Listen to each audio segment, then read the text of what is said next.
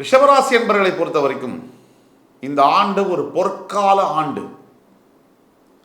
இதில் நம்ம மிகைப்படுத்தி சொல்லவே இல்லை. இந்த வரக்கூடிய பராபவ ஆண்டு ரிஷபராசிக்கு ஒரு பொற்கால ஆண்டு. எல்லா விதத்திலையும் வாழ்க்கையில் மாற்றங்கள் வரக்கூடிய ஆண்டு.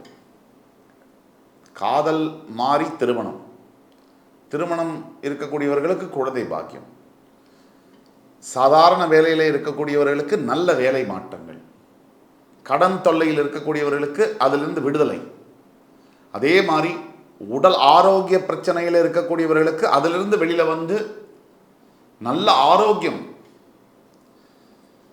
எது இருக்கோ இல்லையோ வாழ்க்கையில் நமக்கு நல்ல ஒரு ஆரோக்கியம் என்பது தேவை. இந்த சுவர் இருந்தால் தான் சித்திரம்னு சொல்கிற மாதிரி நம்ம ஆரோக்கியம் இல்லைன்னு சொன்னால் எவ்வளவு பெரிய ஆளாக இருந்தான்னு, பணம் இருந்தான்னு, பேர் இருந்தான்னு, புகழ் இருந்தான்னு அத்தனையும் வீண். அப்போ ஹெல்த்தை பார்த்துக்க வேண்டியது ரொம்ப முக்கியம். அப்போ ரிஷபராசிக்கு சனி 11ஆம் வீட்டில் இருக்கக்கூடிய பலன்கள் என்ன?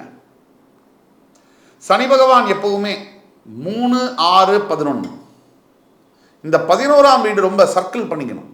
இந்த இடத்துல சனி இருக்கும் போது உச்சபட்ச பலனை தருகிறார்.